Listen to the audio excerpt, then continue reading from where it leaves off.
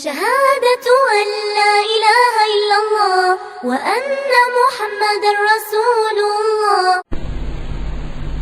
زندہ آدمی ہو اس جہان میں تو اس کی وراثت بھی تقسیم نہیں.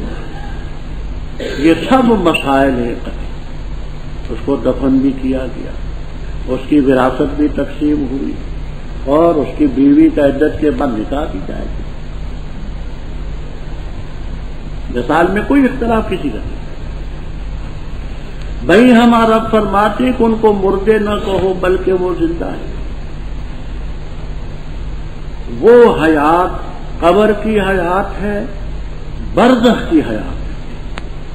وَلَٰكِن لَا تَشْعُرُونَ ہمارے شعور سے بالا تر ہے. یہ تکلیفی حیات جو زندگی کی تھی جو ہمیں محسوس ہے یہ تو ختم ہے, لیکن ہے حیات برزخ میں بھی ہے قبر میں. وہ حیات ہے, اس پر دنیاوی احکام مرتب نہیں. اب یہاں مسلک تین ہے. ایک گروہ کہتا ہے کہ قبر میں حیات جو ہے روح کا جسد عنصری کے ساتھ, یہ جو جسم تھا اس کے ساتھ تعلق. آل حق آل سنت والجماعت اسی کے ساتھ. معتزلہ, روافض اور خوارج یہ کہتے ہیں کہ صرف روح کی حیات ہے, جسم سے کوئی تعلق نہیں. بعض صوفیاء سے منقول ہے کہ حیات سے مراد ہے وہ جو اس کی حیات. ایک گروہ کہتے ہیں کہ حیات کسی بدن سے تعلق, ہمارے شعور سے بالا آتا ہے, لیکن بدن سے یہ جسد عنصری مراد. دوسرا کہتے ہیں روح کی حیات. تیسرا کہتے ہیں جسد مثالی کی حیات. ہم خارجی دلائل کی طرف نہیں جاتے, صرف قرآن سے پوچھتے ہیں. یہ بتائیں کہ قتل جو کیا جاتا ہے روح کو قتل کیا جاتا ہے یا اس جسم کو قتل کیا جاتا ہے؟ جی, قتل کیا جاتا ہے جسد مثالی یا جسد عنصری. تو قرآن تو کہتا ہے کہ تو اللہ کے راستے میں قتل کیے جاتے ان کو مردے نہ کہو وہ زندہ ہے. روح کو تو قتل نہیں کرتے, نہ جسد مثالی کو قتل کرتے ہیں جسد عنصری کو. تو نفس قطعی سے جسد عنصری کی حیات ثابت. لیکن ساتھ ہی فرما دیا کہ وَلَٰكِن لَا تَشْعُرُونَ ہمارے شعور سے بالا. ہم اگر کسی شہید کی قبر کو اکھاڑ کر کے دیکھیں نہ ہمیں نقل و حرکت کرتا نظر آئے گی, نہ نبض چلتی نظر آئے گی, نہ کچھ ہوگا. کیونکہ اگر ہم دیکھ لیں تو ایمان بالغیب نہیں باقی رہتا, اور ہم سے مطلوب ہے یؤمنون بالغیب. تو ادھر ادھر جانے کی ضرورت نہیں. بالکل موٹی سی بات ہے کہ قتل نہ تو روح کو کیا جاتا ہے نہ جسد مثالی. قتل جو کیا جاتا ہے تو جسد عنصری. حیات شہداء جسد عنصری کے ساتھ, لیکن ہمارے شعور سے باہر.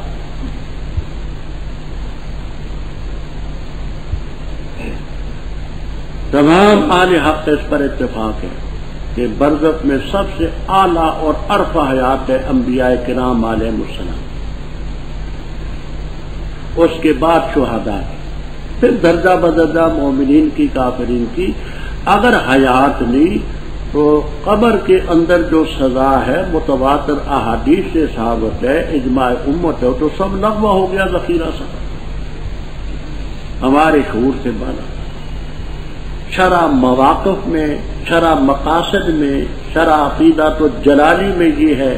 اس کی مثال سمجھانے کے لیے یوں ہی کہتے ہیں کہ کا مریض سکتہ تھے, جیسے سکتے کا بیمار. سکتہ ایک بیماری, اس سکتے والے بیمار کی نہ تو نبض چلتی نظر آتی ہے نہ سانس لیتا نظر آتا ہے, لیکن روح کا بدن سے تعلق. تو کا مریض سکتہ تھے, تو حیات اس بدن عنصری کے ساتھ ہے, ہماری سمجھ سے بالا. اور یہ حیات ایسی نہیں جیسے بعض لوگوں نے مغالطہ کیا. ہم انبیاء علیہ السلام کی حیات کے قائل ہیں، پر یہ نہیں کہتے کہ ان کی وفات ہوئی نہیں. حاشا وکلا، حیات انقطاعوں کے ساتھ موت ہوئی. وہ جو حیات ملی ہے قبر میں تو آب و روح فی جسدی، روح کے اعادہ کی وجہ سے جو حیات وہاں ملتی ہے وہ حیات ہے. یہ تو دنیا میں ختم ہو گئی. امام ابو حنیفہ رحمہ اللہ تعالی فقہ اکبر میں لکھتے ہیں وَإِعَادَةُ الرُّوحِ إِلَى الْعَبْدِ فِي قَبْرِهِ حَقٌّ. عقیدہ تو مغالطے میں نہ.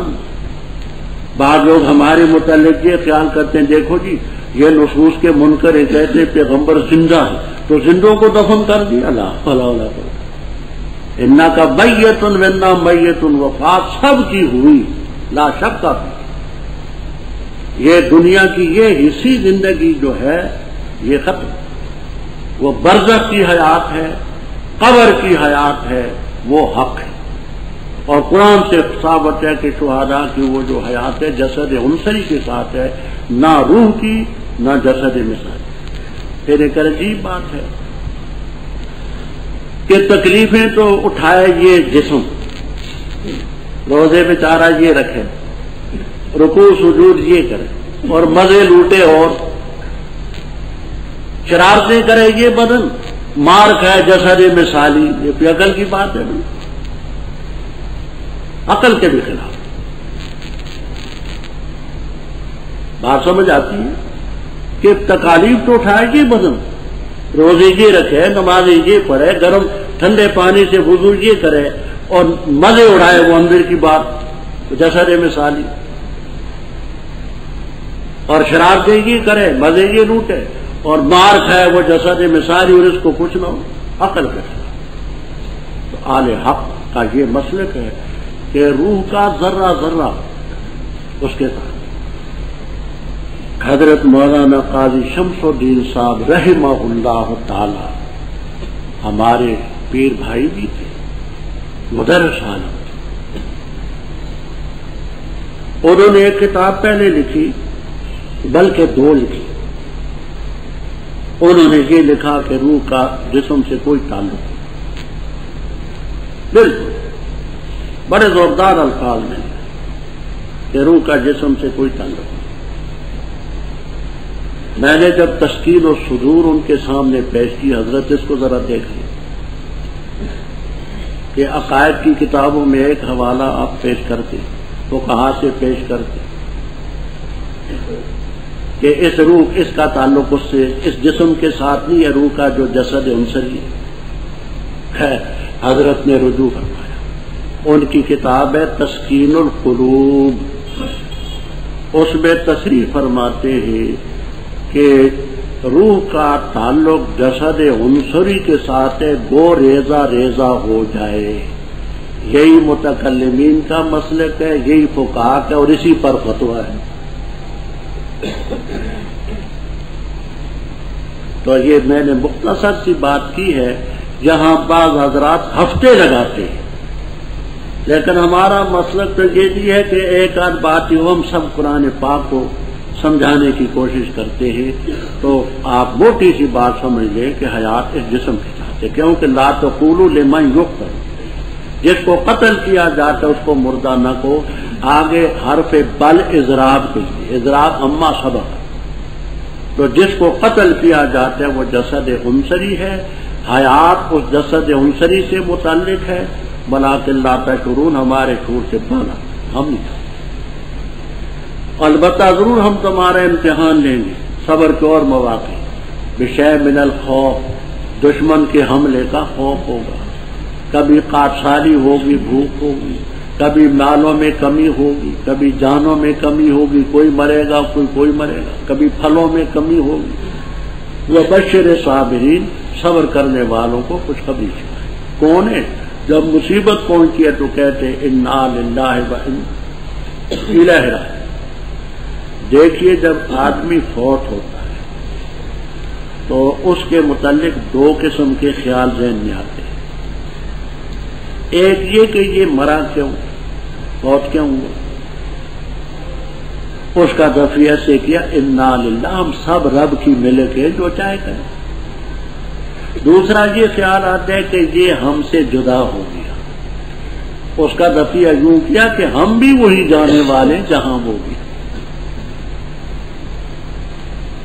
یہ روایت آپ کو مراسیل ابی داؤد میں ملے گی اور کسی کتاب میں نہیں، مراسیل ابی داؤد۔ حضرت عائشہ صدیقہ رضی اللہ تعالیٰ عنہ نے چراغ جلایا ہوا تھا، ہوا تیز چلی اور چراغ دیوا بجھ گیا۔ اس موقع پر حضرت صلی اللہ علیہ وسلم نے فرمایا انا للہ پڑھا جاتا ہے، تو انہوں نے کہا حضرت یہ کوئی بڑی مصیبت تو نہیں ہے، ابھی میں چراغ جلا دوں گی۔ فرمایا اے عائشہ، ہر وہ چیز جو مسلمان کو دکھ پہنچائے وہ انا للہ کا مصداق ہے۔ مراسیل ابی داؤد میں یہ روایت، وہ لوگ ان پر صلوات میں رب۔ حضرت تھانوی رحمہ اللہ تعالی بیان القرآن میں صلوات کے معنی کرتے خصوصی رحمتیں، اور رحمت کے معنی کرتے عمومی رحمت، ان پر اللہ تعالیٰ کی خصوصی رحمتیں بھی ہوتی ہیں اور عمومی۔ وَأُولَٰئِكَ هُمُ الْمُفْلِحُونَ۔ ربط کے متعلق دو باتیں کہتے ہیں۔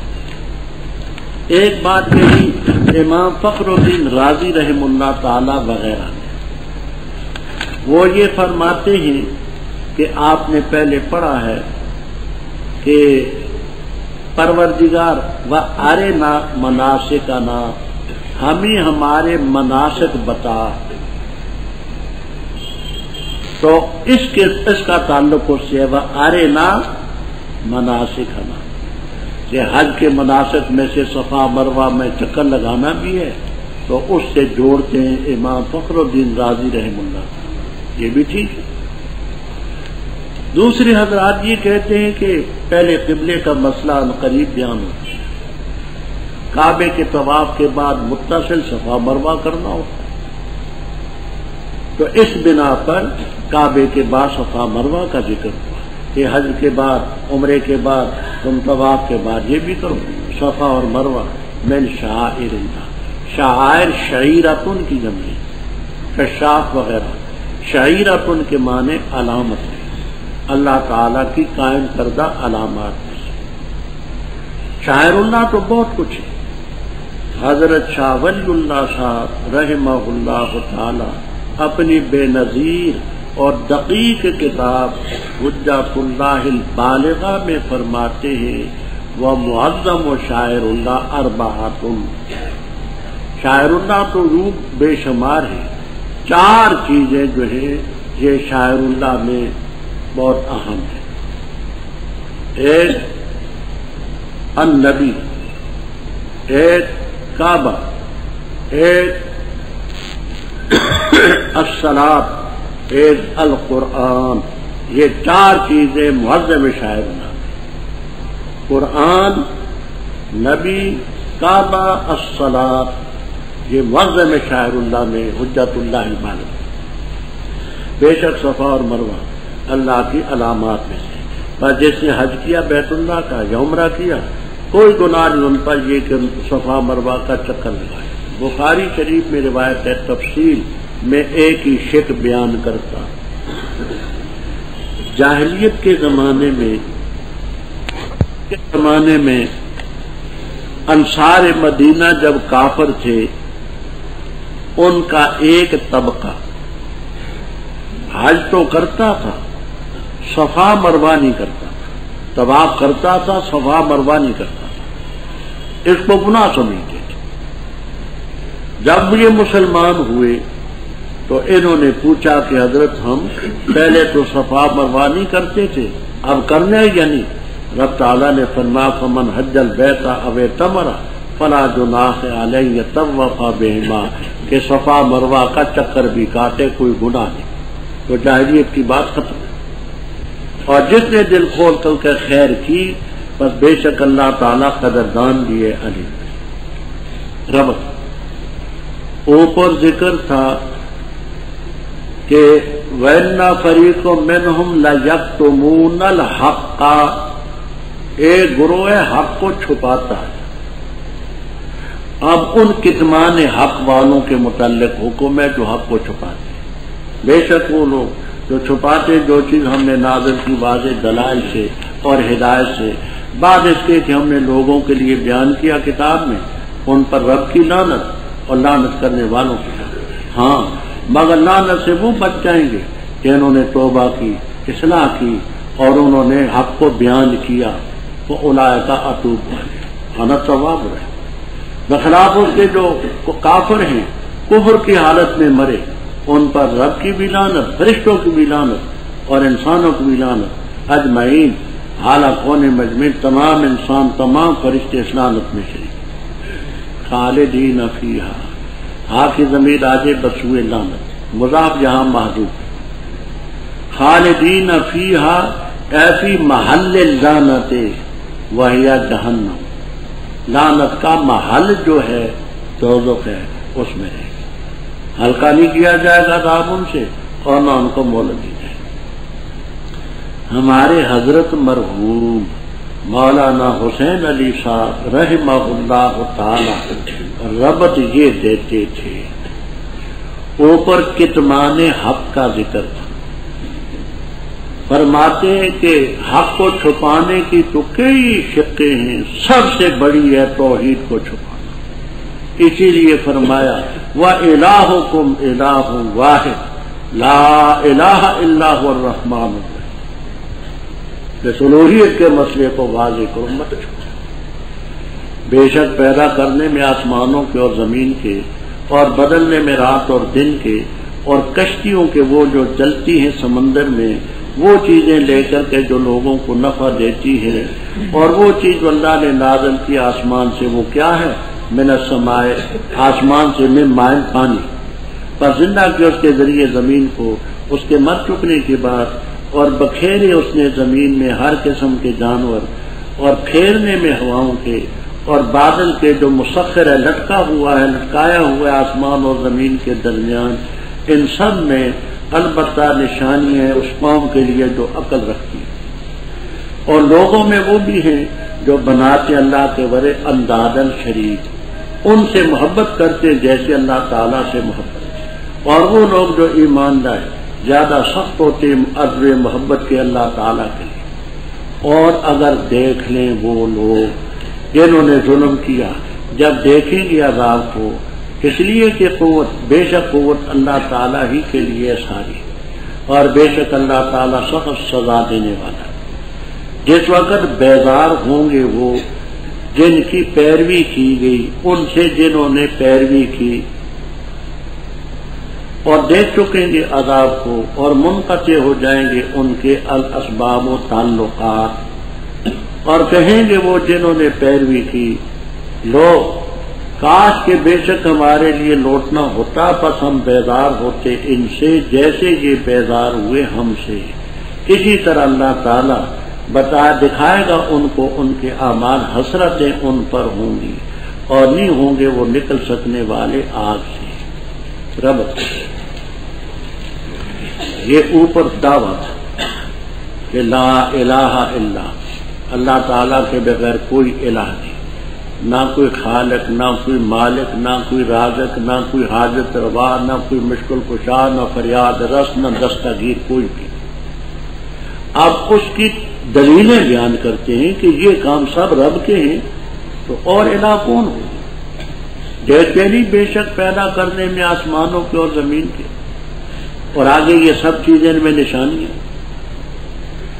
قرآن کریم میں سماوات کو جمع کے صیغے سے لائے ہیں متعدد مقامات۔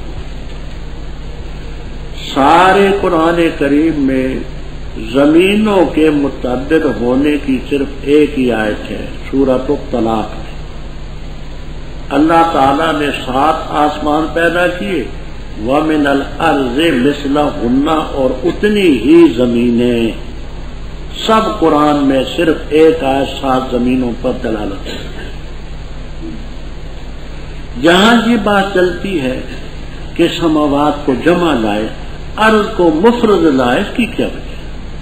تفسیر کبیر، خازن، روح المعانی وغیرہ وغیرہ تفسیروں. ایک وجہ یہ بیان کرتے ہیں کہ سماوات جو ہیں ان کی اجناس مختلفہ ہیں اور زمین جو ہے ایک ہی جنس ہے تراب، اس لیے سماوات کو مختلف ہے. مثلا سمجھنے کے لیے کہیں ایک آسمان ہے سونے کا، دوسرا چاندی کا، تیسرا تانبے کا، چوتھا لوہے کا، سمجھانے کے لیے کہتے ہیں. تو سماوات کی چونکہ اجناس مختلفہ ہیں، زمین جنس واحد ہے، اس لیے ان کو جمع ہے. کبیر وغیرہ ان تمام تفسیروں میں یہ بات ہے. دوسری بات، فیثاغورس ایک حکیم تھا یونان کا. یونان دیکھیں یونان، یا کے ضمے سے نہ پڑھنا کبھی. یونان بے فتح لیا قالہ التاج کبرا زادہ فی مفتاح سعادہ. یونان کا حکیم تھا فیثاغورس، سلیمان علیہ السلام کا ام اثر تھا. اس کا یہ خیال تھا کہ آسمان کوئی شے نہیں، یہ حد نگاہ ہے. اس کا نظریہ لوگوں میں چلتا تھا. اللہ تعالیٰ نے اس کے باطل نظریے کو رد کیا کہ تو ایک کا انکار کرتے ہیں، آسمان تو ساتھ ہیں، سبع سماوات. تو ایسے باطل نظریے کو رد کرنے کے لیے سماوات جمع ہے. ایک بات علامہ عبدالعزیز فرہاروی رحم اللہ تعالیٰ نے نبراس میں لکھی. وہ کہتے ہیں کہ اگر ارض کی جمع آتی تو ارضون ہوتا بے فتحتین، اور یہ ثقیل ہے اس لیے ثقل سے بچتے ہوئے ارض کو مفرد لائے ہیں. یہ میں نے کیا کہا، کوئی شاید بول دیں. ہاں ہاں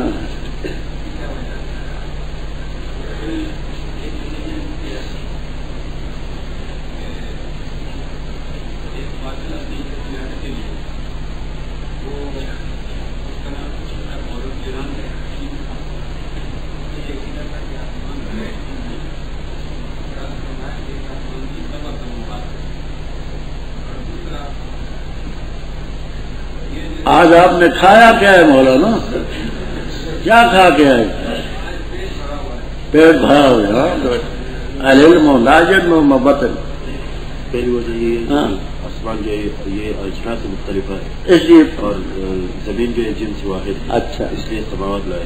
دوسری وجہ یہ ہے کہ فیثاغورس جو یونان کا حکیم ہے، سلیمان علیہ السلام کا ہم آسر ہے، وہ کہتے ہیں کہ آسمان کوئی نہیں ہے. اس کی تردید کی ہے کہ اللہ پاک نے کیوں کہتا ہے ایک لیے وہ تو سماوات ہیں کئی آسمانی تھے. اور تیسری وجہ جو کہ نبراس کو لکھی ہے کہ اگر اس کی جمع آتی تو ارضون ہوتا بے فتحتین، اور یہ ثقیل ہے ثقل سے بھی. اور اسی طرح رات اور دن کے بدلنے، رات سیاہ ہے، دن روشن ہے. کبھی رات بڑھ جاتی ہے، کبھی دن بڑھ جاتا ہے، کبھی رات گھٹ جاتی ہے، کبھی دن گھٹ جاتا ہے. والفلک، آپ نے نحوین میں پڑھا کہ فلک بر وزن کفلن ہو تو مفرد ہے، بر وزن اسدم ہو تو جمع ہے. تو جہاں جمع کے معنی میں لیں وہ کشتیاں جو چلتی ہیں سمندر میں، وہ چیزیں لے کر جو لوگوں کو فائدہ پہنچاتی ہیں، ادھر کی چیزیں ادھر ادھر کی ادھر. اور جو اللہ نے آسمان کی طرف سے نازل کیا، ماں کا بیان ہے من ماء پانی، اس کے ذریعے زمین کو زندہ کیا اس کے مر چکنے کے بعد. اور زمین میں رب تعالیٰ نے دابے بکھیرے، جانور جاندار چیزیں. اور ہوائیں ہیں، کبھی گرم، کبھی سرد، کبھی تیز، کبھی نرم. اور بادل جو زمین اور آسمان کے درمیان مسخر ہے. ان تمام میں لآیات، نشانیاں اس قوم کے لیے جو عقل رکھتی ہے کہ یہ خود بخود تو نہیں بن گئی. ایز چیزیں خود بخود چیزیں نہ شد، ایچ آہن خود بخود تیغے نہ شد. مولانا روم رحم اللہ تعالی مثنوی میں فرماتے ہیں ایچ چیزیں خود بخود چیزیں نہ شد، ایچ آہن خود بخود تیغے نہ شد. ایک تلوار خود نہیں بن سکتی، تو یہ سارا نظام یہ کیسے بغیر اس کے بنانے والے کے بن گئے. ربط اوپر توحید تھی، توحید کا اس بات تھا دلائل کے ساتھ، آگے شرک کا رد ہے، کیونکہ وَبِضِدِّهَا تَتَبَيَّنَ الْأَشْيَاءُ، ضد کے ساتھ چیزوں کی حقیقت واضح ہوتی ہے۔ وَمِنَ النَّاسِ، لوگوں میں وہ بھی ہیں اللہ کے ورے بناتے ہیں انداز شریک، کوئی لات کو، کوئی منات کو، کوئی عزا کو، کوئی کاکا صاحب کو، کوئی بابا صاحب کو، کوئی پیران پیر کو، ہاں کوئی کچھ کہتا ہے، کوئی کچھ کہتا ہے، ان سے ایسی محبت کرتے ہیں جیسے رب سے محبت کرنی چاہیے۔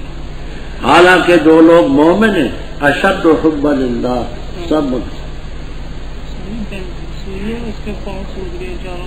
میں خوش ہوا، میں نے کہا میرے لیے حلوہ لائے، بوڑھا نہیں۔ بسم اللہ الذی لا بسم اللہ الذی لا بسم اللہ الذی لا بسم اللہ الذی لا نہ بسم اللہ الذی لا بسم اللہ الذی لا اللہ سے اچھا والذین آمنوا اشد حبا للہ۔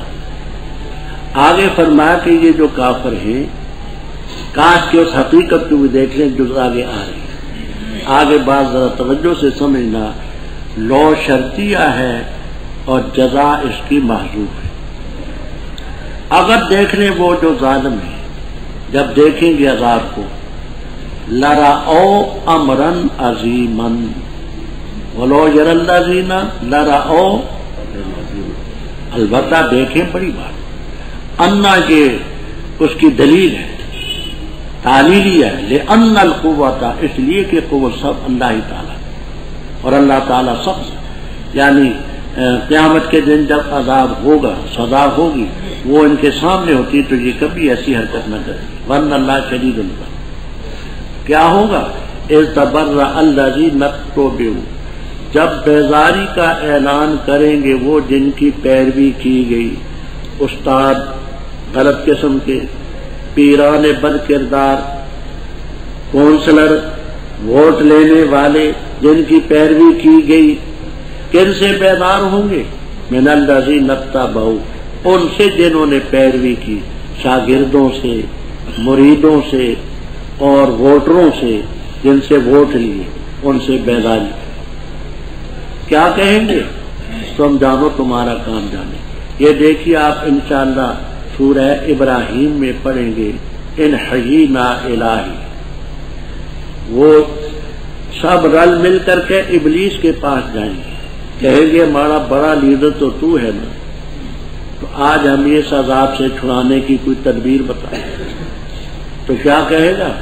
کہے گا مانا بے مسرخکم ولا انتم، میں تمہیں نہیں چھڑا سکتا، تم مجھے نہیں چھڑا سکتے، اور میرا کیا تسلط تھا، ما کان علی علیکم من سلطان، میرا کوئی جبر تھا، الا ان دعوتکم فاستجبتم لی، میں نے تو تمہیں دعوت دی تھی، تم نے میری دعوت کو قبول کیا، فلا تلومونی ولوموا انفسکم، مجھے مت ملامت کرو، اپنے آپ کو ملامت۔ یہ مہا لیڈر ہے، یہ تمام کا بڑا قائد اعظم ہے، اس نے انکار کیا، نہیں مانا۔ فرمایا دیکھ لیں گے عذاب کو اور منقطع ہوں گے اسباب، تعلقات آپس میں، کہیں گے وہ جنہوں نے پیروی کی، کاش کہ ہمیں دنیا کی طرف لوٹنا نصیب ہو، ہم ان سے بیزار ہوں جیسے آج یہ ہم سے بیزار ہیں۔ کذالک یریہم اللہ، اے کما اراہم عذابا، جیسے اللہ نے ان کو عذاب دکھلایا، اسی طرح اللہ ان کے اعمال کو حسرتیں بتائے گا کہ ان کے اعمال ان کے لیے حسرتیں اور افسوس کا ذریعہ ہوں گے، اور دوزخ سے کبھی نہیں نکلیں۔ یا ایھا الناس، اے لوگوں کلو کھاؤ، مما فی الارض، اس چیز سے جو زمین میں ہے، حلال طیب، اور نہ پیروی کرو شیطان کے قدموں کی، بے شک وہ تمہارا دشمن ہے کھلا۔ پختہ بات ہے تم یہ حکم کرتے ہے برائی اور بے حیائی کا، اور اس کا کہ تم کہو اللہ تعالیٰ پر وہ کچھ جو تم نہیں جانتے، اور جس وقت ان سے کہا جاتا ہے پیروی کرو اس چیز کی جو اللہ تعالیٰ نے نازل کی ہے، کہتے بلکہ ہم پیروی کریں گے اس کی جس پر ہم نے پایا اپنے آبا کو، کیا اگرچہ ان کے آبا عقل نہیں رکھتے تھے، نہیں سمجھتے تھے کسی چیز کو، اور نہ وہ ہدایت پاتے تھے۔ اور مثال ان کی ان لوگوں کی جنہوں نے کفر کیا، جیسے مثال ہے اس شخص کی، یعنی کو جو چلاتا ہے اس جانور کو نہیں سنتا مگر بلاوا اور پکار، سمن بہرے ہیں، بکمن گونگے ہیں، عمین اندھے ہیں، بس وہ نہیں یا قانون سمجھتے۔ اے لوگوں جو ایمان لائے، کھاؤ پاکیزہ ان چیزوں سے جو ہم نے تمہیں رزق دی، اور شکریہ ادا کرو اللہ تعالیٰ کا اگر ہو تم خاص اسی کی عبادت کرتے۔ پختہ بات، اللہ تعالیٰ نے حرام کیا تم پر میتا اور خون اور خنزیر کا گوشت اور وہ چیز اہلا جس کو نامزد کیا گیا ہو غیر اللہ کے لیے۔ بس جو شخص مجبور کیا گیا غیر باغن درا حالے کے لیے لذت تلاش کرنے والا ولا ہاتھ نہ تجاوز کرنے والا، پس اس پر کوئی گناہ نہیں۔ بے شک اللہ تعالیٰ غفور الرحیم۔ بے شک وہ لوگ جو چھپاتے ہیں وہ چیز اللہ تعالیٰ نے نازل کی کتاب میں اور خریدتے ہیں اس کے بدلے میں ثمن قلیل، وہ لوگ نہیں کھاتے اپنے پیٹوں میں مگر آگ، اور نہیں اللہ تعالیٰ ان سے کلام کرے گا قیامت کے دن، اور نہ ان کو پاک کرے گا، اور ان کے لیے عذاب ہوگا علیم دردناک۔ وہ لوگ جنہوں نے خریدی گمراہی ہدایت کے بدلے اور عذاب خریدا مغفرت کے بدلے، فما اصبرہم، پس کس چیز نے ان کو صبر والا کر دیا آپ پر؟ اس لیے کہ بے شک اللہ تعالیٰ نے نازل کی کتاب حق کے ساتھ، اور بے شک وہ لوگ جنہوں نے اختلاف کیا کتاب میں البتہ فی شقاق بعید، دور کے اختلاف میں مبتلا ہے۔ ربط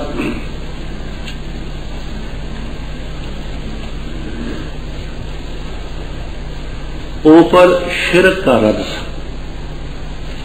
آگے بعد افعال شرکیہ کا رد ہے۔ افعال شرکیہ جہاں اجمال ہے، 7ویں پارے میں اس کی تفصیل آئی کہ ان لوگوں نے کوئی جانور غیر اللہ کے نام پر نامزد کر دیے ہوتے تھے، کسی کا دودھ غیر اللہ کے لیے وقف کر دیا ہوتا تھا، کسی پر سواری، ما جعل اللہ من بحیرۃ ولا وسیلۃ ولا حامل، تو بعض جانوروں کا دودھ غیر اللہ کے لیے وقف، بعض کی سواری، اور بعض جانور یہ گائیں لگی پھرتی ہیں نا بازاروں میں آپ نے دیکھی ہوں گی، یہ اکثر گائیں ہیں، ان کا کوئی مالک نہیں، یہ جاہل قسم کے لوگوں نے اپنے پیروں کے نام پر چھوڑی، جہاں رات گزارے جو کرے تقرب کرے، تو یہ افعال شرکیہ میں سے ہے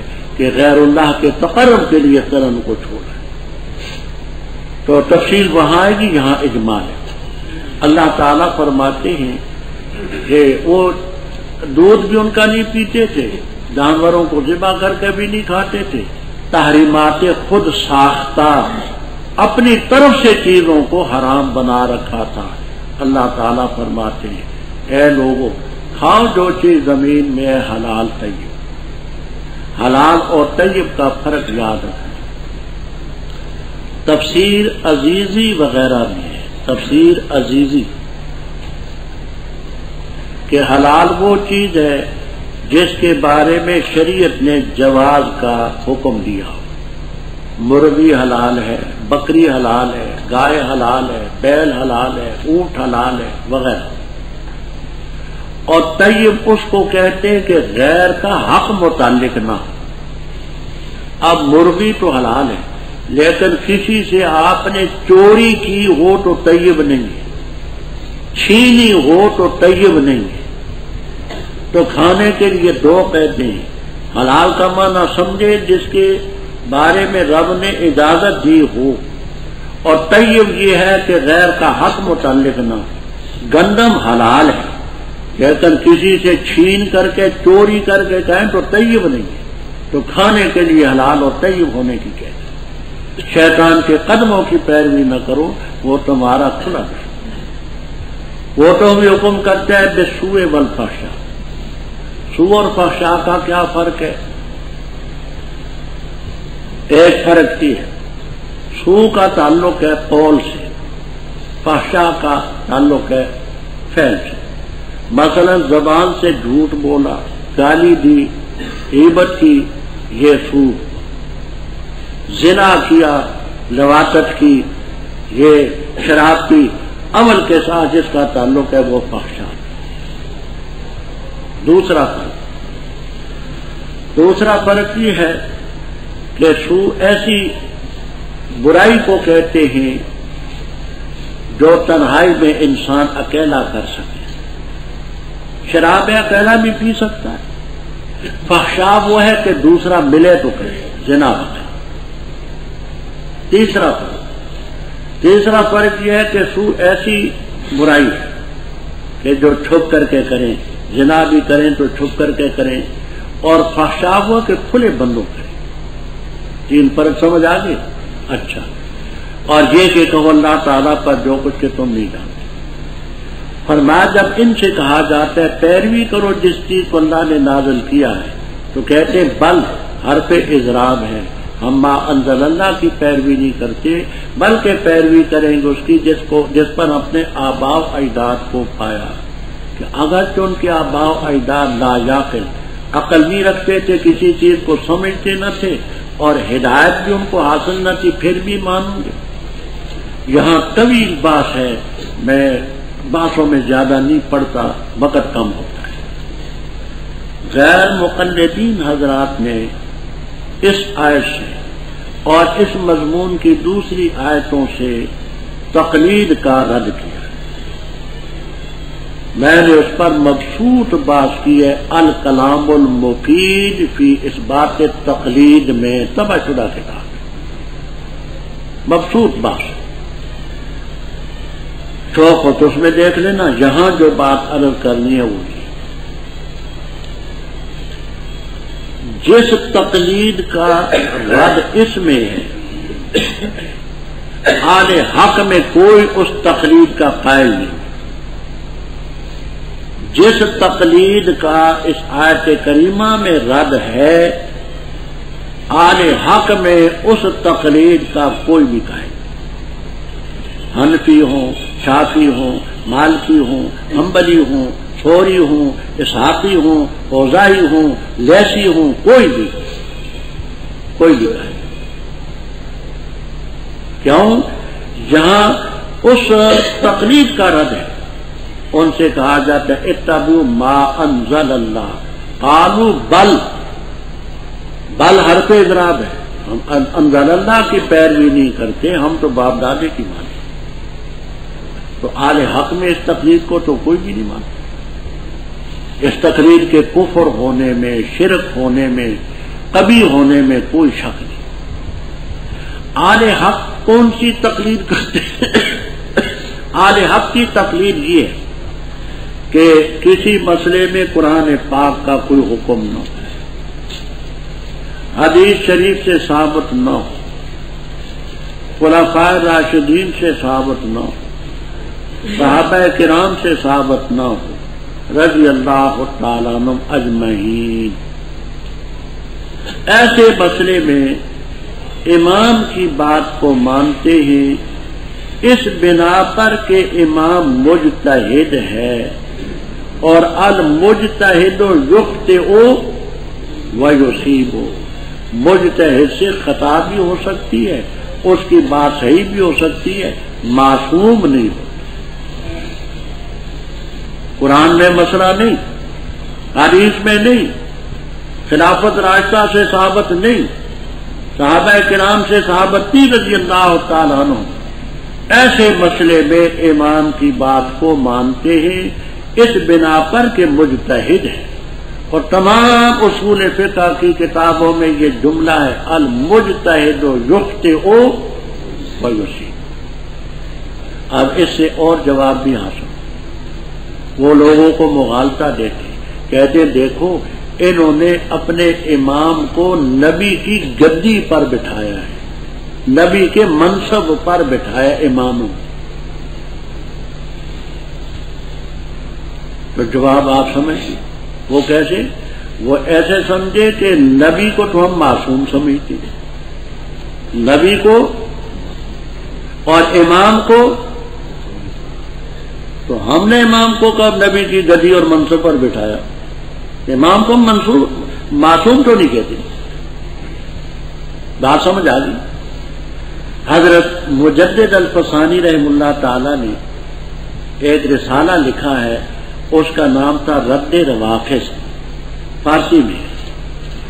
اس کو اردو ترجمہ بھی ہو چکا ہے، رد رفض. اس میں شیعہ کی تکفیر کے 3 اصول قائم کرتے ہیں. ایک یہ کہ وہ قرآن پاک کو محرف مانتے ہیں، یہ کفر ہے. دوسرا یہ کہ صحابہ کرام رضی اللہ تعالیٰ عنہ کی تکفیر کرتے ہیں، جبکہ رب تعالیٰ ان کے بارے میں فرماتا ہے اولئک هم المؤمنون حقا. تیسری بات یہ ہے کہ اپنے اماموں کو معصوم سمجھتے ہیں اور پیغمبروں کے بغیر کوئی اور معصوم نہیں، اس لیے کافر ہے. جو رسالہ علماء کو ضرور دیکھنا چاہیے. ہم نے ان مسائل پر ارشاد الشیعہ طبع شدہ کتاب ہے، اس میں مبسوط بحث ہے، اور ارشاد الشیعہ میں بعض ایسی باتیں ہیں آپ کو انشاءاللہ کسی کتاب میں نہیں.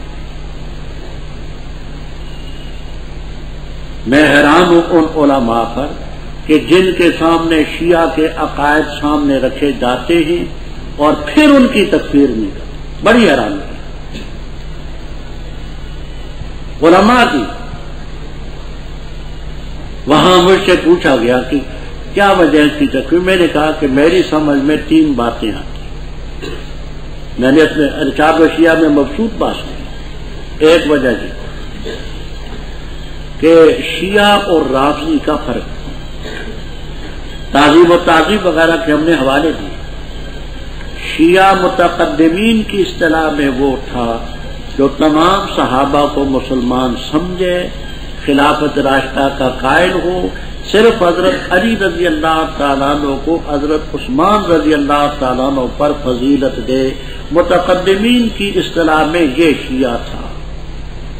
تو اس کی تکفیر میں تو کمل ہے. آج کل روافض صحابہ کی تکفیر کرتے ہیں، قرآن کو محرف مانتے ہیں، اماموں کو معصوم سمجھتے ہیں. ان کی تکفیر میں کیا؟ دوسری بات یہ کہ وہ تقیہ سے کام لیتے ہیں اور عقیدہ کچھ ہوتا ہے بتاتے کچھ، اس لیے کسی کے پلے کچھ نہیں پڑتا کہ کیسے تکفیر کریں. اور تیسری وجہ یہ کہ ان کی کتابیں بڑی لمبی لمبی اور دقیق کتابیں، علماء کو وہاں تک رسائی دی. تو میں حیران ہوں کہ وہ عالم اور اس کے سامنے شیعہ کے عقائد بیان کیے جائیں اور پھر ان کے سلسلے میں وہ تحمل کرے. سمجھ کے بات شیعہ کے کفر میں رتی برابر شک نہیں. ہمارے زمانے میں نے 80 سال کی عمر میری ہو چلی ہے، میں نے ایک ہی دیکھا ہے تفضیلی شیعہ مولانا مظہر علی اظہر جو احرار کا مشہور لیڈر تھا. اس کے علاوہ میں نے اور تفضیلی شیعہ کو نہیں دیکھا. سب رافضی، کلہم کفار. کفر میں رتی برابر شک. اس نے مدح صحابہ پر کتاب بھی لکھی، سب صحابہ کو مسلمان سمجھتا تھا، خلافت راشدہ اسی ترتیب سے مانتا تھا جیسے ہم مانتے. 80 سال کی عمر میں نے اور کوئی تفضیلی شیعہ نہیں دیکھا بجز مظہر علی کے ذریعے. تو ہم اماموں کو معصوم نہیں سمجھتے. نبی معصوم ہوتا ہے تو ہم نے اماموں کو نبی کے منصب پر نہیں کھڑا کیا. بات سمجھ آتی ہے؟ امام معصوم نہیں، یخطئ و یصیب ہو، نبی معصوم. باقی بات وہاں کی ہے، چھوڑ کو تو الکلام المفید میں دیکھیں تو فرما عقل سے بھی محروم ہو، ہدایت سے بھی محروم ہو، پھر بھی مانتے جائیں گے ان کی بات کو. اس سے بطور مفہوم کے یہ نکلا اگر وہ عقل مند ہوں، ہدایت پر ہوں تو ان کے نقش قدم پر چلنا گناہ نہیں ہے، لیکن ان سے محروم ہوں تو پھر ان کی بات نہ مانو. آگے فرمائیں کافروں کی مثال ایسی ہے کہ ان کافروں کی مثال ایسی جیسے وہ شخص یعنی کو چلاتا ہے، آوازیں نکالتا ہے، ایسے جانور کے لیے نہیں سنتا الا دعاء و نداء. مثال کے طور پر وہ پشتو والے کہتے ہیں سنڈا کا رباب بول دی ہے. سنڈا ہو نا اس کو رباب سناؤ تو کیا سمجھے گا وہ؟ تو آپ جانور کو بلائیں، جانور کو بلائیں، پکاریں، سریلی تقریر کریں، وہ اس کو کیا اس کے پلے میں، سنڈے کے پلے میں کیا پڑے گا، گدھے کے پلے میں کیا پڑے گا، بیل کیا سمجھے گا، گائے کیا سمجھے گی، بکری کیا سمجھے گا۔ رب تعالیٰ نے فرمایا یہ جو ہیں ان کی مثال ایسی ہے کہ جیسے جانور صرف دعا اور ندا تو سنتے ہیں، ہم سمن بکمن، حق کے سننے سے، حق کے بولنے سے، حق کے دیکھنے سے دعا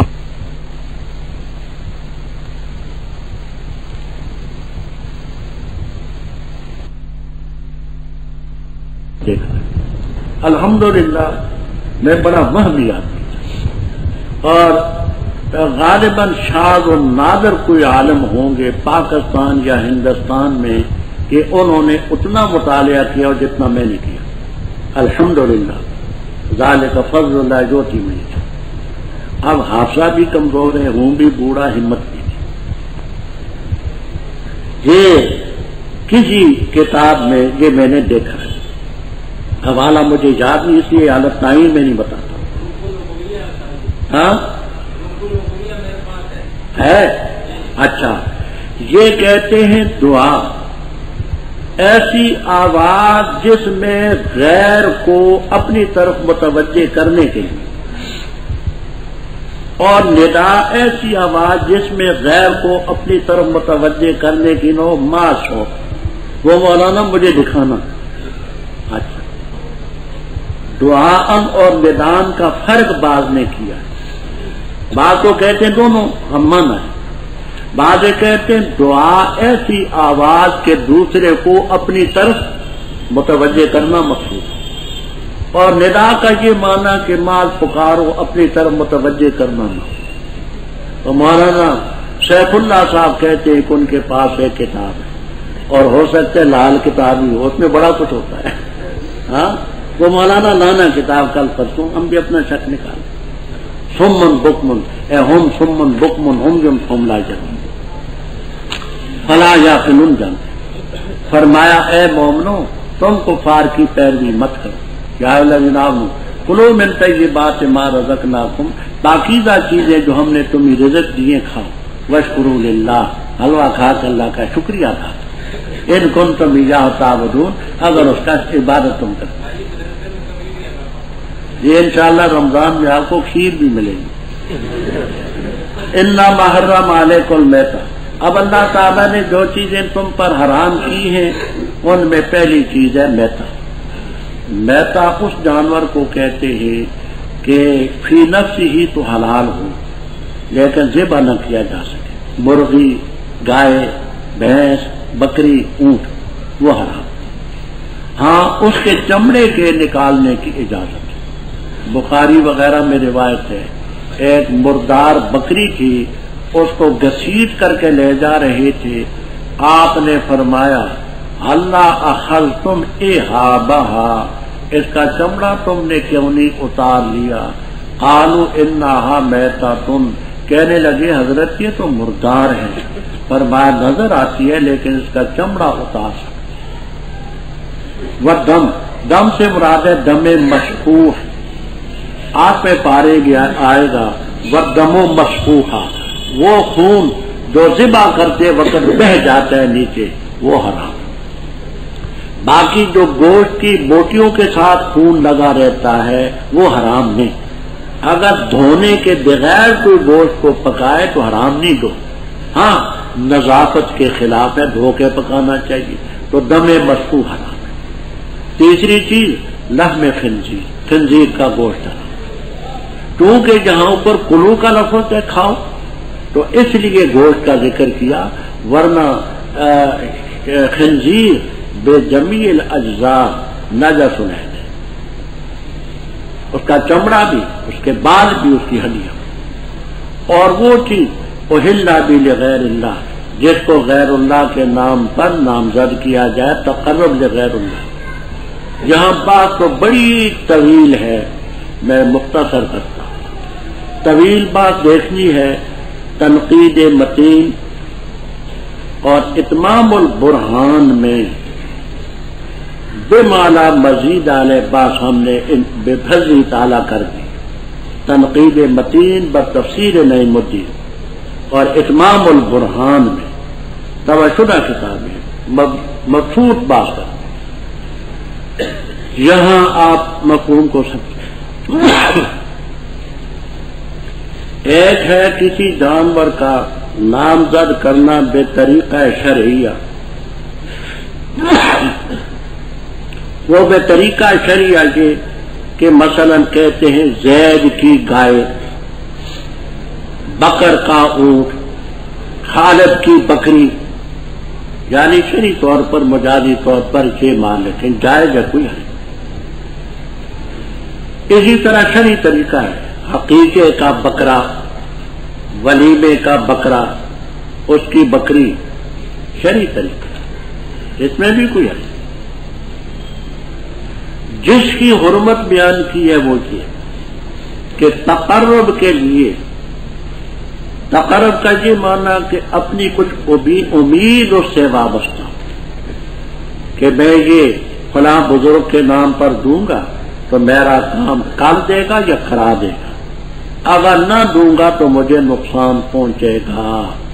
اس ارادے سے غیر اللہ کے نام پر اگر جانور کو نامزد کریں گے تو بسم اللہ پڑھنے سے بھی حلال نہیں.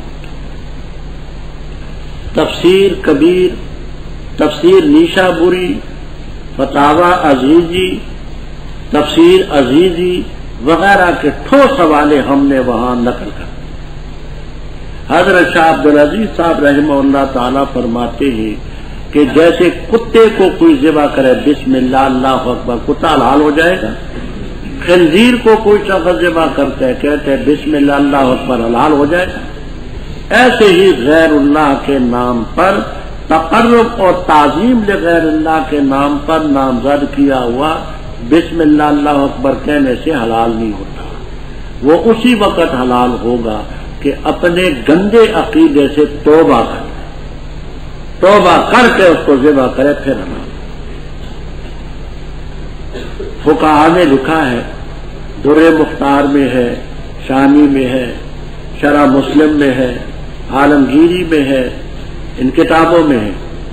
آج کل جیسے کوئی بیرونی ممالک کے بادشاہ آتے ہیں تو توپیں داغی جاتی ہیں، 21 توپوں کی سلامی، 31 توپوں کی، 20 توپوں کی توپیں چلاتے نا، یہ سب جاہلیت کی شریک ہے. پہلے زمانے میں ایسا کرتے تھے کہ اگر کوئی بڑا آدمی آتا تھا شہر سے بعد اس کے آنے پر جانور ذبح کرتے تھے، پڑھتے بسم اللہ اکبر. تو ان کتابوں میں تصریح ہے اگر کسی نے جانور ذبح کیا لقدوم الامیر تو ذبح کرنے والا کافر ہو گیا اور جانور حرام ہے، کیونکہ اس میں مقصود غیر اللہ کی تعظیم ہے. اور ایک ہے ضیافت اور مہمانی، وہ الگ بات ہے، وہ ابراہیم علیہ السلام کا طریقہ ہے. جتنے ضرورت تو مرغا ذبح کریں، بچڑا ذبح کریں، دمبا ذبح کریں، بکری ذبح کریں، مہمان کی ضیافت کے لیے. وہ تعظیم، وہ اکرام ضیف تو ہے، وہ تعظیم غیر اللہ نہیں. دونوں میں زمین آسمان کا فرق ہے. اچھا یاد رکھیں جانور ہی کی تخصیص نہیں ہے. تفسیر عزیزی اور فتاوی عزیزی میں وہ جملہ معقولات و مشروبات و ملبوسات ہمی حکم دارند، و جملہ معقولات و مشروبات و ملبوسات. وہ دودھ ہو 11ویں کا تو حرام، جلیبیاں ہوں تو حرام. سمجھ آئے؟ جانور کی تخصیص نہیں. جو بھی کھانے پینے کی پہننے کی چیزیں غیر اللہ کے تقرب کے لیے ہوں وہ حرام. حوالے ان کتابوں میں موجود ہیں، ان کو ضرور دیکھیں. اب یہاں تھوڑی سی بات میں 11ویں کے متعلق بھی کرتا ہوں. 11ویں اگر اس ارادے سے کریں کہ حضرت سیدنا شیخ عبد القادر جیلانی رحمہ اللہ تعالی ہمارا کام کرا دیں گے، نہ کریں گے تو ہمیں نقصان پہنچے گا، اس ارادے سے 11ویں دینے والا نہ صرف کافر ہے بلکہ ساتھ زن طلاق بھی ہے، کافر ہی نہیں زن طلاق بھی ہے، کیونکہ مرتد ہو گیا تو بانت میں نو زوجت ہو، بیوی تو خود نہیں۔ اور اگر ایصال ثواب کرتا ہے تعظیم کے تقرب کے طور پر نہیں، صرف ایصال ثواب، تو پھر خالص بدعت ہے۔ کیوں بدعت ہے؟ ایک تو اس لیے بدعت ہے کہ سیدنا شیخ عبد القادر جیلانی رحمہ اللہ تعالی بے شک بزرگ ہیں، لا شک کرتے، لیکن اور بھی تو دنیا میں بزرگ ہیں۔ امام ابو حنیفہ رحمہ اللہ تعالیٰ کی 11ویں کیوں نہیں دیتے؟ ابو ہریرہ رضی اللہ تعالیٰ عنہ کی کیوں نہیں دیتے؟ ابو بکر صدیق رضی اللہ تعالیٰ عنہ کی کیوں نہیں دیتے؟ کہ صرف ایک شخصیت کو انتخاب کر رکھا ہے، وجہ کیا؟ پھر اس کی کیا وجہ ہے کہ ان کی ایصال ثواب کے لیے صرف ایک ہی دن 11ویں تاریخ متعین ہے، آگے پیچھے ان کو راس نہیں آتا ثواب؟ اب ہمارے ہوشیار ساتھیوں نے بدعتیوں نے ایک ہیلا نکالا ہے، وہ یہ ہے کہ کہیں 11ویں کر دیتے، کہیں 12ویں، کہیں 13ویں کی 14ویں، ہمیں یہ ٹھگاتے دیکھو جی ہم نے تعین دن اڑا دی، لیکن اصل بات یہ نہیں، اصل بات یہ ہے کہ وہ 11ویں کو سب جلیبیاں پیٹ میں آتی نہیں ہیں، 11ویں کا سودا ایک دن پیٹ میں آتا نہیں، اس لیے کہیں 11ویں، کہیں 12ویں، کہیں 13ویں پیٹ کے انتظام ہے، اور ٹرسانے کے لیے ہمیں کہتے ہیں کہ ہم نے تعین چھوڑ دیا۔ اور پھر عجیب بات ہے، اگر ایصال ثواب ہے تو ہمارا یہ نظریہ ہے کہ سیدنا شیخ عبد القادر جیلانی رحمہ اللہ تعالی کی نیکیاں گجرانوالے کے شہر پر تقسیم ہو تو سب کا بیڑا پار ہو۔ امیر کو تو تم دیتے ہو ثواب، ماں کے نام پر 11ویں کی کیوں نہیں کرتے جس کی نمازیں رہ گئی ہوں گی؟ باپ کے نام پر کیوں نہیں کرتے جس کے روزے چھوٹ کے ہوں گے؟ دادے کے نام پر کیوں نہیں 11ویں دیتے جس سے کہ نیکیاں چھوٹی ہوں گی؟ اگر ایصال ثواب ہے تو یہ بھوکوں کو نہیں دیتے، سیراب کو دیتے، یہ کیا وجہ ہے؟ مقصود بات ہم نے تنقید میں کر دی، شوق کو تو دیکھے بشرطے کہ شوق زندہ ہو۔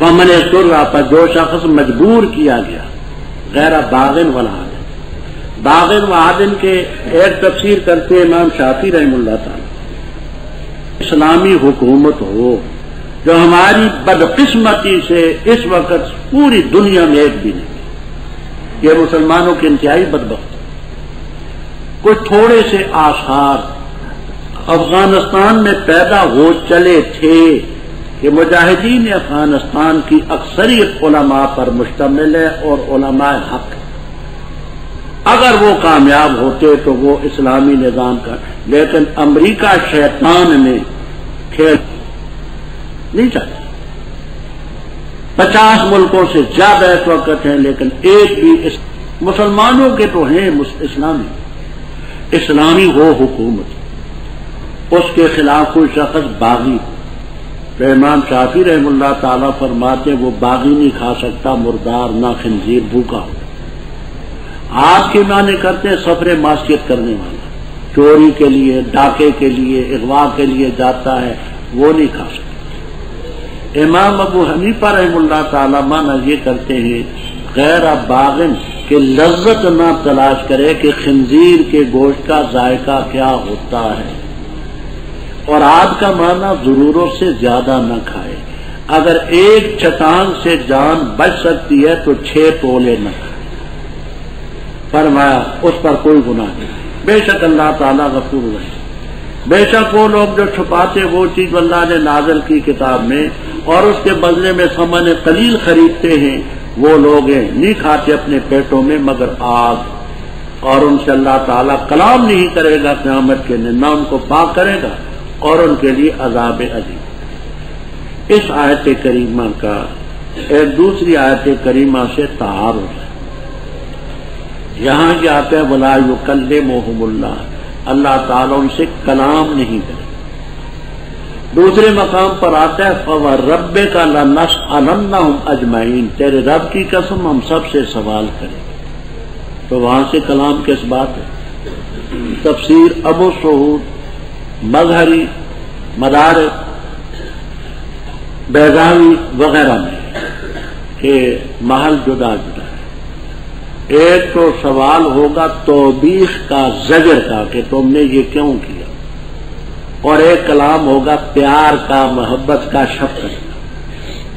لا یکلم میں نفی ہے شفقت کے پیار کی، پیار کا کلام شفقت کا نہیں ہوگا، زجر اور توبیخ کا ہوگا۔ اور حیثیات کے بدلنے سے معاملہ بدل جاتا ہے۔ لولا الاعتبارات ولذات الحکمت، اعتبار حیثیت کے بدلنے سے بات بدل جاتی ہے۔ وہ لوگ ہیں جنہوں نے گمراہی خریدی ہدایت کے بدلے، عذاب خریدا مغفرت کے بدلے، فما اصبرہم، یہ تعجب کا صیغہ ہے، ما احسن و احسن، کس چیز ان کو صبر والا کر دیا؟ اس لیے کہ اللہ نے کتاب حق کے ساتھ اتاری، اور جنہوں نے اختلاف کیا کتاب میں، دور کے اختلاف میں، کتاب کے ساتھ ان کا بعید کے اختلاف۔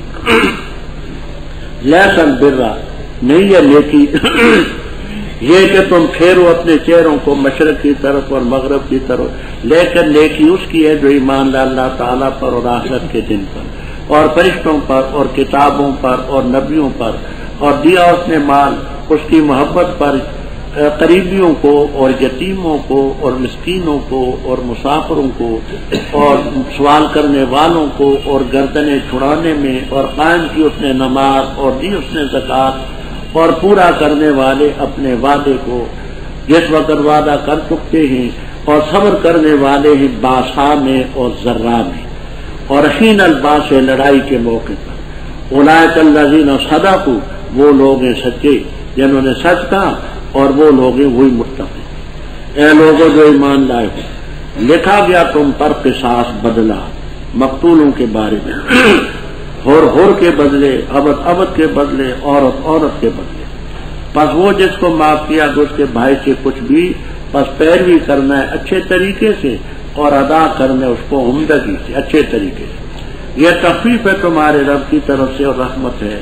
پس جس نے تجاوز کی اس کے بعد، پس اس کے لیے عذاب علیم، اور تمہارے لیے قصاص میں زندگی ہے اے عقل مندو، تاکہ تم بچ جاؤ۔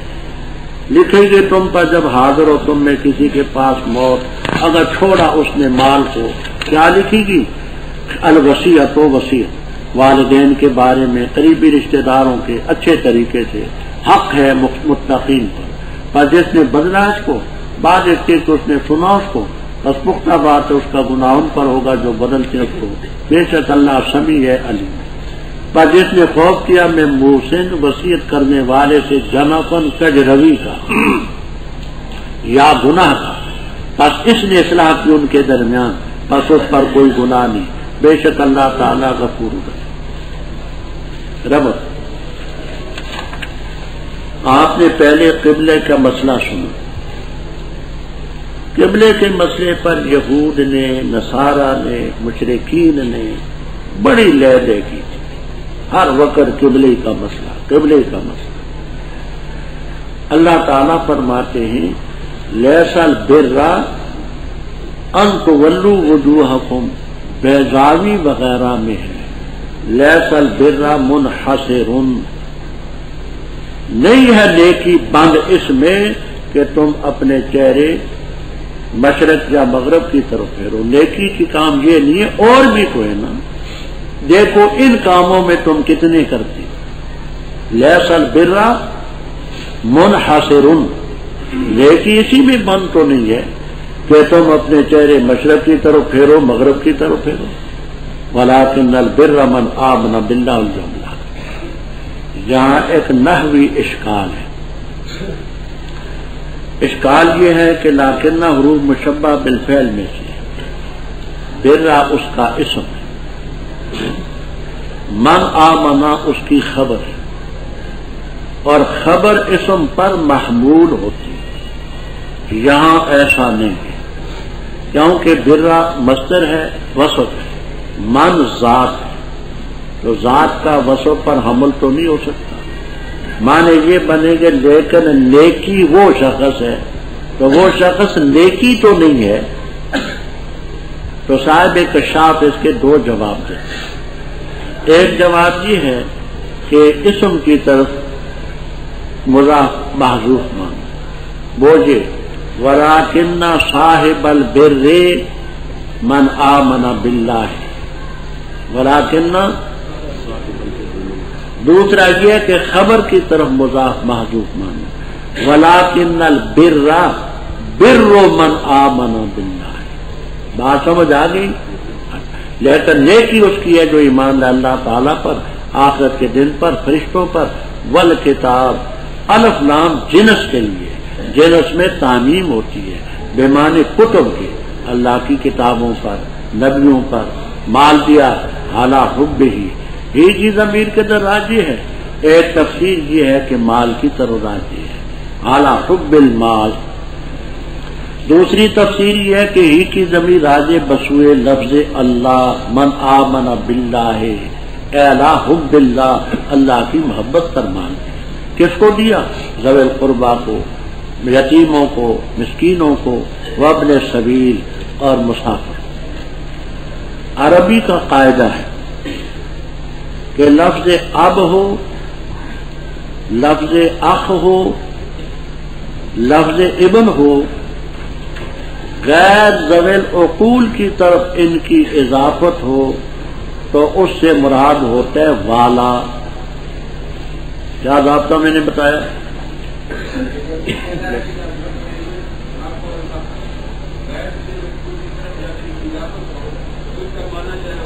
اچھا مثلا ابو الحرب لڑائی والا، اخ الخیر خیر والا، ابن سبیل سفر والا، ابن الوقت وقت پاس کرنے والا. تو ابن سبیل کے معنی راستے والا، تو راستے کو طے کرنے والا مسافر ہی تو ہے، تو لازمی معنی مسافر کے کر دیتے ہیں. اچھا، اور مانگنے والوں کو وفر رقاب، رقبت ان کی جمع گردنیں چھڑانے میں. ایک معنی یہ ہے کہ جو غلام ہوتے تھے شرعی ان کو آزاد کراتے، رقم دیتے تھے. اور ایک یہ معنی ہے کہ گردن پر قرض اور مقروضوں کی گردن چھڑائی، اور قائم کی اس نے نماز اور دی زکات. وعدے کو پورا کرنے والے جب وعدہ کرتے ہیں، اور صبر کرنے والے باساں اور ذرات ہیں. 370 ہجری میں امام محمد ابن احمد الازہری رحمہ اللہ تعالی کی وفات، مشہور لغوی ہے. جہاں بھی قال الازہریوں کے لفظ آئیں گے وہ لغت میں یہی مراد ہے. محمد ابن احمد الازہری 370 ہجری میں ان کی وفات. تعذیب اللغت ان کی کتاب ہے.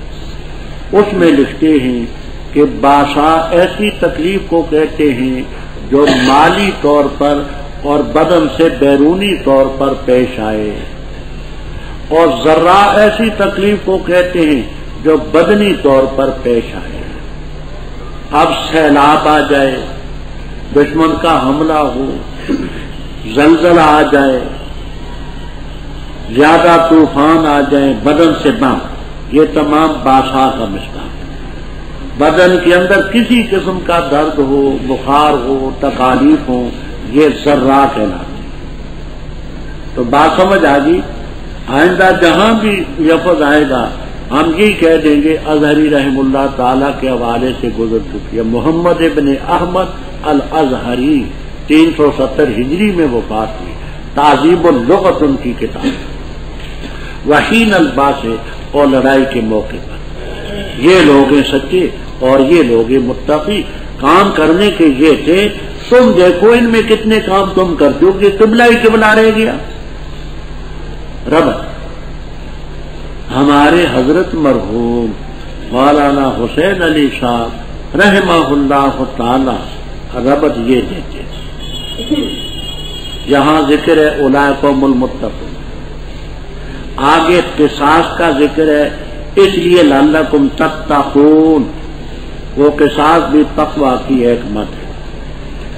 آگے وصیت کا ذکر ہے حقا علی المتقین. آگے روزے کا ذکر ہے کتب علی الذین من قبلکم لعلکم تتقون. آگے ذکر آئے گا اعتکاف کا اس میں بھی یہ تتقون کے لفظ موجود ہیں. تو اللہ تعالیٰ نے جہاں تقویٰ کی مدیں بیان کی ہیں کہ متقین کے لیے یہ مدیں دی ہیں. کچھ حقوق العباد ہیں، کچھ اللہ تعالیٰ کے حق ہیں. اے لوگوں جو ایمان لائے، لکھا گیا تم پر قصاص فی القتلى، قتیل ان کی جمع مقتولوں کے بارے میں. وہ فقہی کتابوں میں آپ پڑھ چکے ہیں کہ قصدن و عمدن اعلی قتل سے قتل کریں، اس پر قصاص آتا ہے. خطان ہو، شیب عمد ہو، ان کے احکام جدا ہیں، وہ 5ویں پارے میں ہے. تو تم نے قتل کیا کسی کو عمدن، قصاص آئے. الحر بالحر، آزاد کے بدلے، غلام کے بدلے، انثى کے بدلے. امام شافعی رحم اللہ تعالی کا یہ موقف ہے کہ حر عبد کے بدلے میں نہیں آتا. کیوں؟ تقابل چاہتا ہے کہ حر کے بدلے میں ہو، عبد کے بدلے میں ہو، انثى کے بدلے. قاضی بیضاوی رحم اللہ تعالی خود شافعی المسلک ہے. بیضاوی میں لکھتے ہیں کہ یہ امام شافعی رحم اللہ تعالی کا استدلال کمزور ہے. تقابل کا وہاں فائدہ ہوتا ہے جب کوئی الگ حکم مستفاد نہ ہو. جہاں الگ حکم ہے وہ کیا ہے؟ عرب کے اندر کچھ خاندان تھے اپنے آپ کو عالی سمجھتے تھے، کچھ خاندان تھے جن کو سافل سمجھتے تھے. جیسے آج کل بھی یہ تفاوت ہے، کمی ہے ایک بڑے خاندان. ایسا کرتے تھے کہ اگر سافل خاندان کا کسی عالی خاندان کے آدمی کو قتل کرتا تو ایک ہی جگہ بھی طرح اگر غلام کو سافل قتل کرتا تو ایک ہی جگہ 2 کو قتل کرتا. تو یہاں نفی اس کی ہے کہ ایک کے بدلے میں 2 نہیں گے. الحر بالحر لا بالحرین والعبد بالعبد لا بالعبدین. تو قاضی بیضاوی رحم اللہ تعالی نے باوجود شافعی المسلک ہونے کے امام صاحب کی تفسیر کو ترجیح دی کہ ایک کے بدلے میں 1 ہو، 2 نہ ہو. یہاں یہ نقطہ ہے. پر جس کو معاف کر دیا اس کے باعث سے کچھ بس پیروی کرنی اچھے طریقے سے اور ادا کرنے اچھے طریقے سے. بات سمجھنا. دیت کتنی ہے؟ دیت ہوتی تھی آپ کے زمانے میں 100 اونٹ. نقد پیسے دینے ہوتے تو 10,000 درہم، دینار ہوتے تو 1,000 دینار. انگریزی زمانے میں ان کی قیمت تھوڑی. اب آج سے 2-3 مہینے پہلے صدر نے جو آرڈیننس نافذ کیا تھا اس میں اس کی مالیت علماء سے پوچھ کر کے 1,50,000 جس کے لگ بھگ کی تھی. تو آپ کے زمانے میں 100 اونٹ تھے، یعنی قصاص کے تو آدمی کو مار لیں. اب دیت میں 100 اونٹ. نقد پیسے کتنے ہیں؟ 10,000 درہم، 1,000 دینار. یہ دیت. پہلی شریعتوں میں دیت نہ تھی، ہماری شریعت میں یہ تخفیف رکھی گئی. تو اب پہلا تو یہ ہے کہ قصاص آدمی کے بدلے میں آدمی ہوتا ہے. لیکن فمن عفی لہ من اخیہ، قصاص معاف کر دیا گیا، دیت پر راضی ہو گیا تو اچھے طریقے سے اس کے پیچھے پڑو، رقم وصول کرو. وہ بھی ٹال مٹول نہ کرے، ادا الیہ باحسان، اچھے طریقے سے ادا کرے. قتل کا مسئلہ ہے، رنجیدگی پہلے ہے تو معاملے کو بگاڑو. یہ تخفیف ہے تمہارے رب کی طرف سے. پہلے لوگوں کے لیے دیت نہ تھی اور رحمت ہے، پر جس نے اس کے بعد تجاوز کی اس کے لیے عذاب علیم ہوگا. تجاوز کیسے؟ یوں کہ ایک آدمی نے دیت بھی لے لی، قاتل سے دیت بھی لے لی، پھر قتل کیا تو اس کی جاتی. ایک آدمی نے قصاص معاف کرایا، دیت پر راضی کیا، اب ٹال مٹول کرتا ہے، دیت نہیں دیتا تو اس کی جاتی. ان کے لیے عذاب علیم ہوگا. اور تمہارے لیے قصاص میں زندگی ہے اے عقل مندو، لعلکم تتقون المعاصی، گناہوں سے بچ جاؤ. زندگی یہ ہے اگر کسی کو معلوم ہو کہ مجھے قصاص میں قتل کیا جائے گا تو کبھی اقدام قتل نہیں کرے. جہاں بھی کوئی شرعی حکومت ہو، بعض جزیات پر سعودیہ میں عمل ہے، وہ کیا سفید کاغذ پر آپ درخواست دے دیں، آپ کی درخواست منظور ہے، وکیل کے بغیر آپ جج کے سامنے، قاضی کے سامنے پیش ہوں، آپ کی بات مانیں گے. جہاں انگریز خبیث نے یہ قانون بنایا ہے اور ابھی تک ہمارے سروں پر وہ مسلط ہے کہ پکے کاغذ کے بغیر درخواست کوئی نہیں دے، کوئی عرضی نویس سے لکھواؤ پھر وکیل کرو، سمجھ آئی؟ تو یہ الجھنیں ساری اس باطل نظام ہے. اسلامی حکومت ہو تو ابھی ایک کو قتل کیا ہے، گواہ دو موجود ہیں، تو مقتول اور قاتل کی لاشیں بیک وقت اٹھیں گی. اگر کسی کو یہ معلوم ہو کہ ایسا ہوگا تو کبھی قتل کے اقدام نہیں. تو باطل نظام میں وہ شہد کی انتڑی سے بھی زیادہ لمبا قانون ہوتا ہے اور اس میں نوبت نہیں آتی قتل. آگے دوسرا مسئلہ لکھے گی تم پر، جب تم میں سے کسی پر موت آئے اگر مال چھوڑے، کیا لکھی گئی؟ الوصیت ہو. اب جہاں ایک لفظی بات ہے ایک معنوی بات ہے. لفظی بات یہ ہے وصیت جو ہے یہ تو مؤنث ہے، کوتبہ مذکر ہے، تو صیغہ مذکر ہو اس کا فاعل مؤنث کیسے آ گیا؟ تو اس کے تین جواب دیتے ہیں. صاحب کشاف تو کہتے ہیں کہ وصیت بے معنی الایصاء، الایصاء مذکر ہے. دوسرے کہتے ہیں کہ وصیت کا لفظ مصدر ہے، مصدر یذکر ہوگا، مذکر بھی آتا ہے مؤنث بھی آتا ہے. تیسری بات یہ ہے کہ فعل اور فاعل کے درمیان اگر فیصلہ ہو تو پھر فاعل کو جو مؤنث غیر حقیقی ہو، مذکر مؤنث دونوں لانا. یہاں یہ درمیان میں فیصلہ ہے اور تینوں باتیں. اب معنوی بات یہ کہ اس سے ثابت ہوتا ہے کہ ماں باپ کے حق میں بھی وصیت کرو، قریبی رشتہ داروں کے بارے میں بھی وصیت کرو عمدہ طریقے سے. حقا علی المتقین، یہ متقیوں پر حق اور لازم. پہلے حکم تھا یہ، وراثت کے حکم نازل ہوئے ان کے بعد الا لا وصیۃ لوارث. اب ماں باپ اور شرعی وارثوں کے حق میں وصیت نہیں کر سکتا، یہ حکم پہلے کا تھا اب نہیں. حقاً کی نسب کس سے آئی ہے؟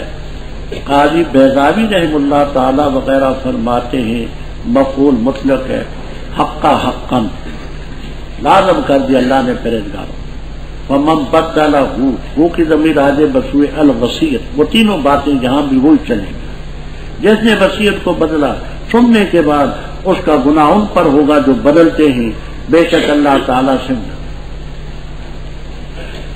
ایک آدمی نے جائز وصیت کی، اب وصیت شریعت میں تیسرے حصے تک کر سکتا ہے.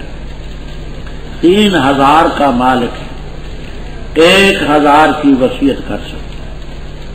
بقیہ 2 حصے وارثوں کے، ان کی اجازت کے بغیر درست نہیں. اب ایک شخص نے وصیت کی کہ میری طرف سے 1000 روپے میں دینی مدرسہ قائم کر دینا، مسجد بنا دینا، مسافر خانہ بنا دینا. اب اس کی وصیت کو کسی نے بدلا، گناہگار اس پر گناہ ہوگا جو بدلے. بے شک اللہ سمیع بھی ہے اقوال کو، علیم بھی ہے ان کی نیات.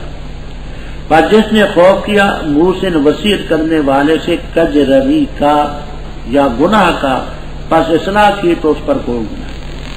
کجروی ہے کہ مثلا کسی نے ثلث سے زیادہ وصیت کی، ناواقفی کی وجہ سے، جہالت کی وجہ سے، یا اس نے وصیت کی کہ میں جب مر جاؤں گا تو میرے بعد اتنی رقم حفاظ کو، قراء کو جمع کر کے قرآن پڑھا دینا.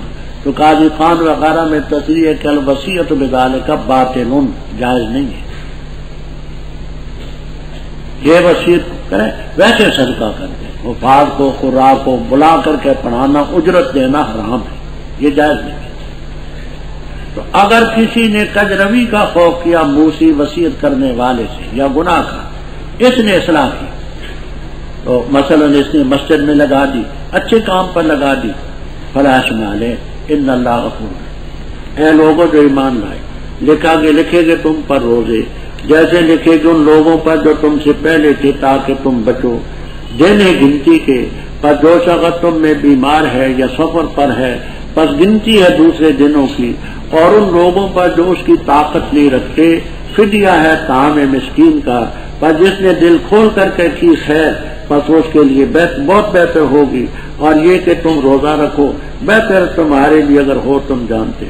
مہینہ رمضان کا وہ ہے جس میں اتارا گیا قرآن کریم، ہدایت ہے لوگوں کے لیے اور واضح چیزیں ہیں ہدایت کی، اور حق اور باطل میں فیصلہ کرنے والا ہے.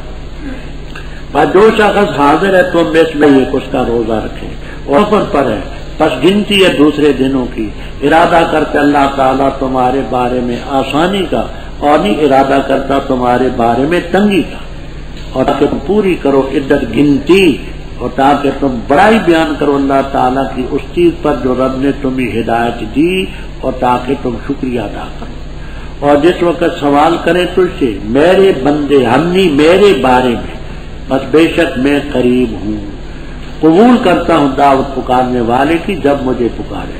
وَلْيَسْتَجِيبُوا لِي، فاستے میرے سامنے چاہیے کہ مجھ پر ایمان رکھیں تاکہ وہ یرشدون راہ راست پر چلتے رہیں.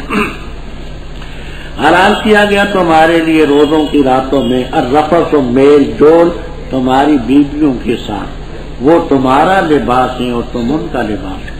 اللہ تعالیٰ جانتے ہیں کہ بے شک تم خیانت کرتے تھے اپنی جانوں سے، بس اللہ تعالیٰ نے تم پر رجوع فرمایا اور پہلی غلطی تمہیں معاف کر دی. بس اب باشروہن ان سے مجامعت کرو اور تلاش کرو جو چیز اللہ نے تمہارے لیے لکھی ہے، اور کھاؤ اور پیو یہاں تک کہ خوب واضح ہو جائے دھاگا سفید سیاہ دھاگے سے جو فجر ہے. پھر مکمل کرو روزہ رات تک، اور نہ ان سے مباشرت کرو اس حالت میں کہ تم معتکف ہو مسجدوں میں. یہ اللہ کی حدیں ہیں بس ان کے قریب بھی نہ جاؤ. اسی طرح بیان کرتا اللہ تعالیٰ اپنی آیات لوگوں کے لیے لعلہم یتقون، تاکہ وہ رب کے عذاب سے بچ جائیں. اور نہ کھاؤ تم مال اپنے آپس میں باطل طریقے سے، اور نہ تدلو لے جاؤ ان مالوں کو حکام کی طرف تاکہ کھا جاؤ تم ایک حصہ لوگوں کے مالوں کا گناہ کے ذریعے، اور حالانکہ تم جانتے. تبھی میں عرض کر چکا ہوں، حضرت مرحوم فرماتے تھے کہ تقوی کی چیزیں ہیں، روزہ بھی تقوی کی چیز ہے، اور آگے اعتکاف وغیرہ کے مسائل بھی لعلہم یتقون تقوی کی چیزیں ہیں. فرمایا اے لوگوں جو ایمان لائے کتب علیکم الصیام. بعض نے صیام کا معنی کیا روزہ، یہ معنی بھی صحیح ہے. بعض نے معنی کیا لکھے گئے تم پر روزے جمع، یہ بھی صحیح ہے کیونکہ صیام مصدر ہے. مصدر میں تعدد کا معنی بھی واحد تثنیہ جمع سبھی کے لیے آتا ہے. جیسے یہ ان پر نل آسامہ والمعاصیہ گناہوں سے بچو. روزے کے ذریعے کیسے گناہ سے بچو گے اس بات کو سمجھنا. پانی بھی حلال، رزق بھی حلال، باقی حلال چیزیں بھی حلال، لیکن تو پھٹتے وقت سے کیوں رب نے حرام کر دیا. رات کو بھی حلال تھی، رمضان سے پہلے بھی حلال، رمضان کے بعد بھی حلال. جب اس نقطے کو آدمی دیکھے گا کہ رب کے حکم کے مطابق میں نے ان حلال چیزوں کو حرام سمجھا، تو جو چیزیں 12 مہینے حرام ہیں وہ کیسے حلال ہو؟ زنا 12 مہینے حرام ہے، شراب 12 مہینے حرام ہے، جھوٹ 12 مہینے حرام ہے، غیبت 12 مہینے حرام ہے. تو اس ایک نقطے سے وہ اس کو سمجھے گا، اس میں تقویٰ کا مادہ پیدا. یہی وجہ ہے بخاری شریف میں آتا ہے من لم یدع قول الزور والعمل بہ، فلیس للہ حاجۃ فی ان یدع طعامہ و شرابہ، جس نے جھوٹا قول نہ چھوڑا، جھوٹا عمل نہ چھوڑا، خدا کو کوئی ضرورت نہیں وہ بھوکا اور پیاسا۔ جھوٹ قولی بھی ہوتا ہے، عملی بھی ہوتا ہے۔ عملی جھوٹ یہ ہے کہ مثلا میری داڑھی سفید ہے، میں اگر مہندی لگاؤں تو کسی کو مغالطہ نہیں ہو سکتا، سب جانیں گے کہ مہندی لگائی۔ میں خضاب لگاؤں تو اس میں یہ عملی جھوٹ ہے، لوگ سمجھیں گے کہ یہ بابو ہے اور ہے حقیقت میں بابا، مغالطہ ہوگا۔ تو جیسے قولاً جھوٹ ہوتے ہیں عملاً بھی جھوٹ۔ ایام معدودات، یہ ایامن کی نسب کس سے آئی؟ بعضے کہتے ہیں سیامو جو مصدر ہے اس کی وجہ سے آئی، دوسرے کہتے ہیں یہاں فعل نکالو، صوموا ایام معدودات، روزے رکھو تم دن گنتی۔ بعض زائرین نے یہاں سے غلط استدلال کیا، کہتے ہیں ایام جو ہے جمع قلت ہے، اور جمع قلت 10 پر اطلاق ہوتی ہے، 10 سے زیادہ پر نہیں بولی جاتی۔ تو قرآن کے روح سے تو روزے 10 ہی بنتے ہیں، یہ مولویوں نے خواہ مخواہ لوگوں کو پورا مہینہ روزے رکھوائے۔